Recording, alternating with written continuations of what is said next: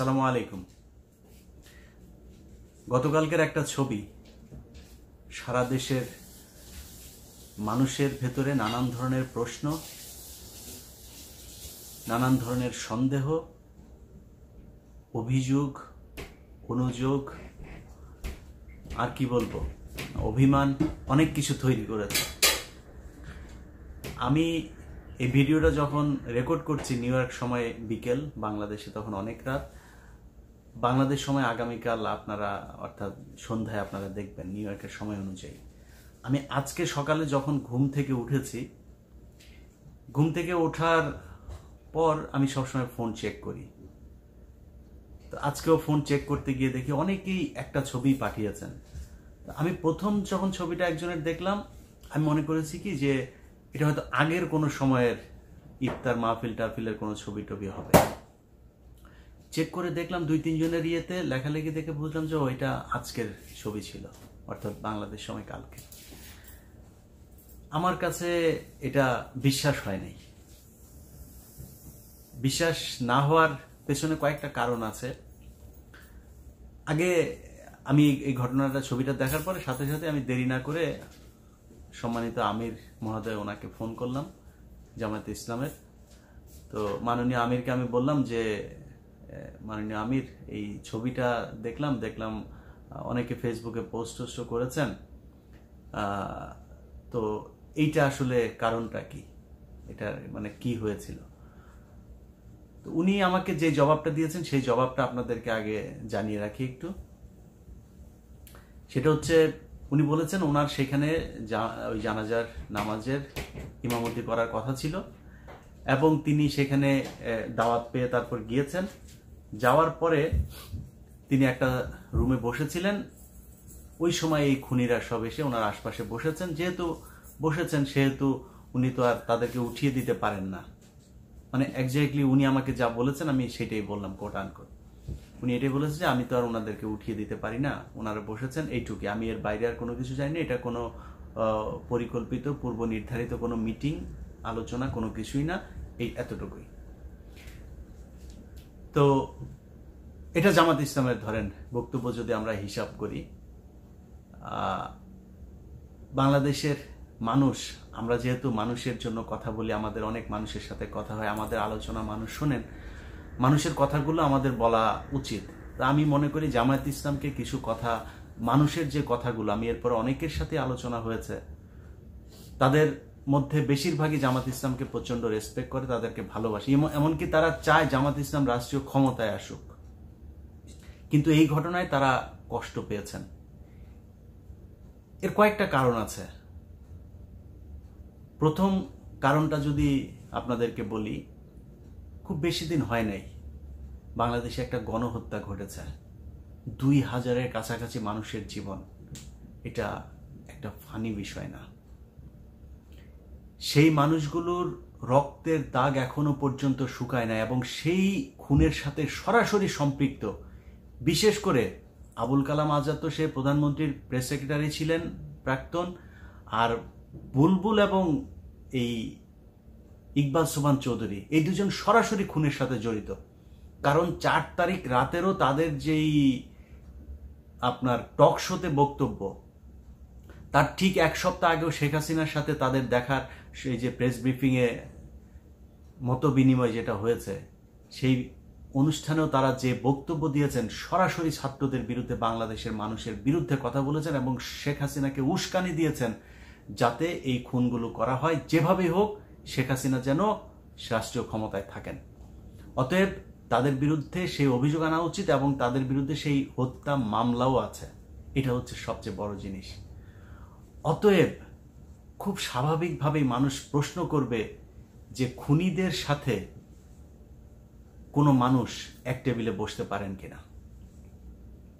আমি মনে করি জামায়াত বিএনপির এই গত 15 বছরে যে কষ্ট সহ্য করেছে, জামায়াত ইসলামী কিংবা বিএনপিতে আমার চাইতেও অনেক বেশি, আমার পরিবারের চাইতে অনেক বেশি কষ্ট নির্যাতন সহ্য করেছে এরকম অসংখ্য মানুষ আছে।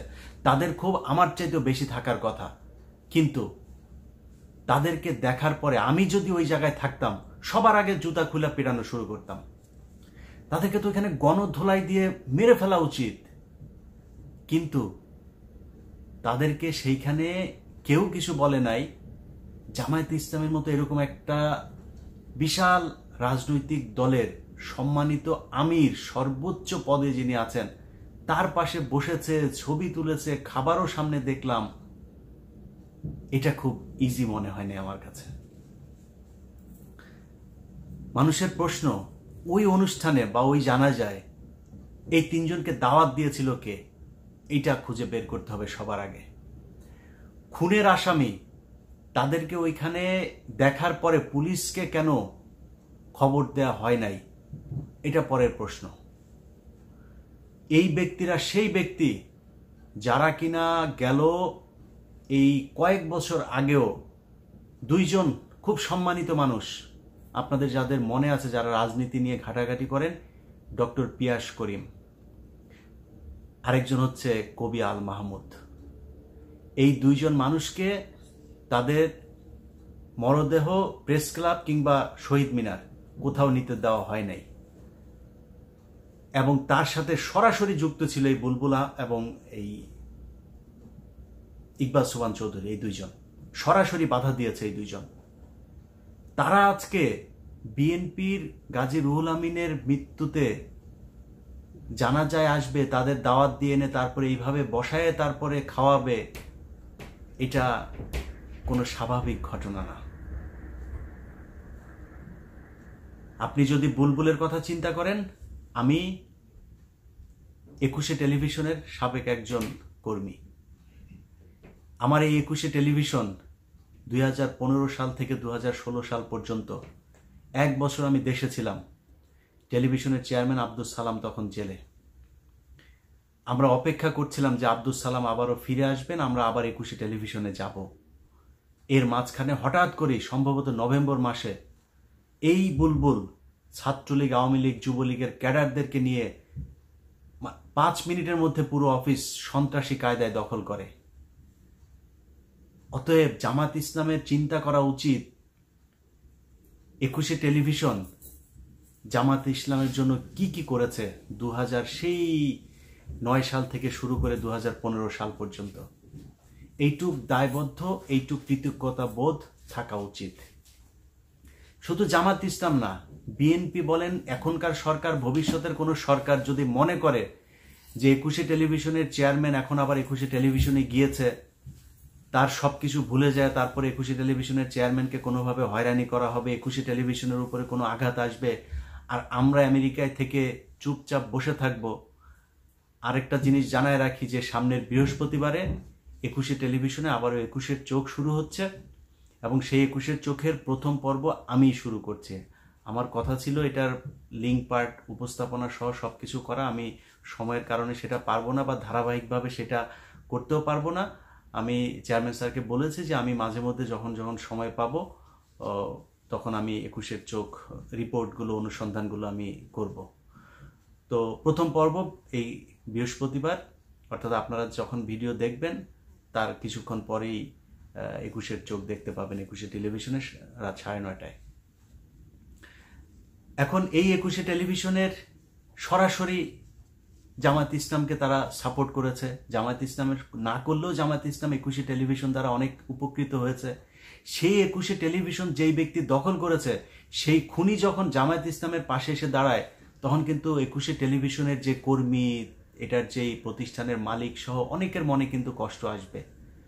এটা আমার মনে হয় চিন্তা করা উচিত ছিল। আজকে যারা এখানে দাঁড়িয়ে ছবি তুলেছে, আমি তো শুধু জামাত ইসলামের আমির একা তো না, সেখানে বিএনপির অনেক লোকজন ছিল, সেখানে শিবিরের অনেক লোকজন ছিল।